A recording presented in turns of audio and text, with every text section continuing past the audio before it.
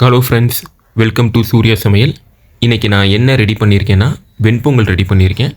நான் இது ரொம்ப சிம்பிளாக தாங்க நான் ப்ரிப்பேர் பண்ணேன். ஆனால் நல்ல டேஸ்ட்டு செம்மையாக இருந்துச்சு. இது எப்படி பண்ணலான்னு இப்போ ஸ்டார்ட் பண்ணிடுவோம். ஒரு குக்கரை அடுப்பில் வச்சுக்கோங்க. சட்டி நல்லா காஞ்சோன்னே அதில் 3 ஸ்பூன் நெய் ஆட் பண்ணிக்கோங்க.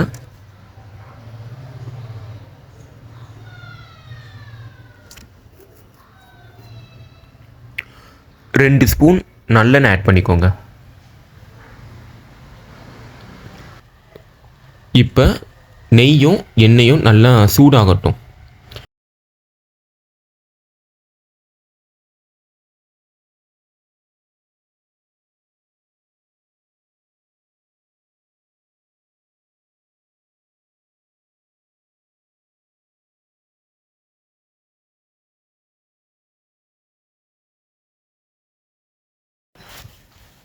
இப்போ நல்லா எண்ணெய் சூடாயிடுச்சு.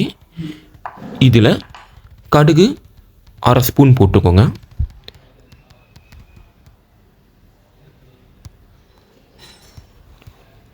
கடுகு நல்லா பொரியட்டும்.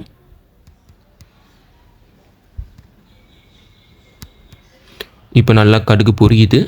கொஞ்சம் அதை கரண்டி விட்டு நல்லா கிண்டி விட்டுக்கோங்க.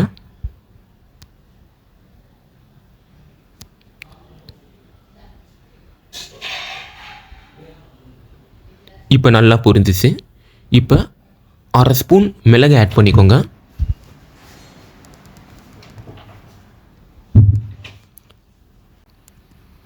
அடுத்து சீரகம் ஒரு 1/2 ஸ்பூன்.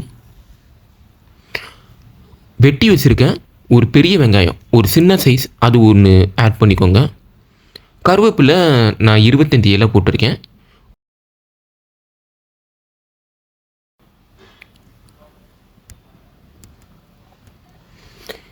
இப்போ நல்லா நான் கிண்டி விட்டுக்கிறேன். நல்லா பொரியட்டும். கருவேப்பிலை மிளகு எல்லாமே நல்லா பொரியட்டும்.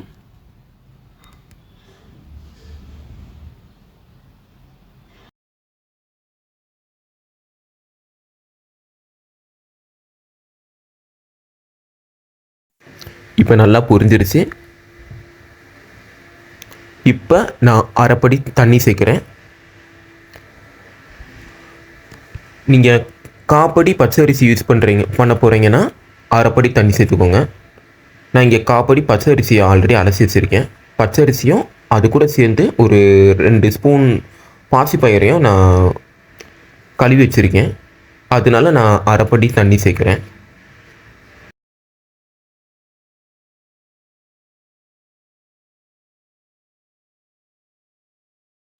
இப்போ உப்பு தேவையான அளவு நான் ஒரு கைப்பிடி கல் உப்பு எடுத்து நான் இதில் சேர்க்குறேன்.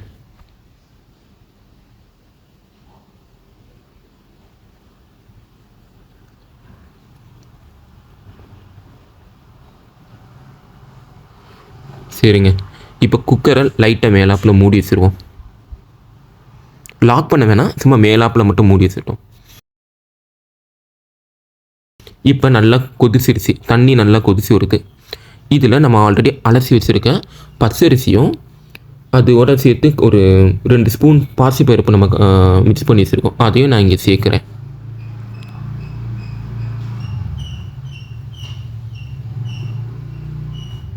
அவ்வளோதான், எல்லாம் சேர்த்தாச்சு. இப்போ கரண்டி வச்சு கிண்டி விட்டுக்கலாம்.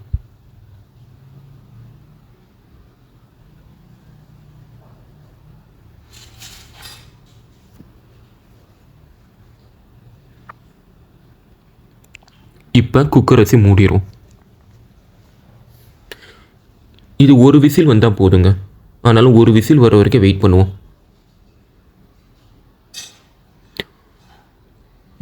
ஒரு விசில் அடிச்சிருச்சு. இப்போ ஓப்பன் பண்ணி பார்ப்போம்.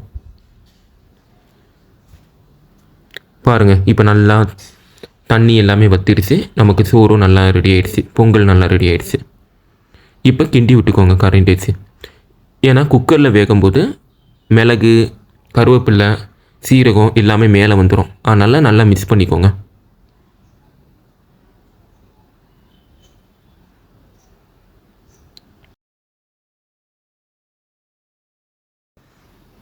பாருங்கள், நல்லா ரைஸ் நல்லா வெந்து வந்துடுச்சு.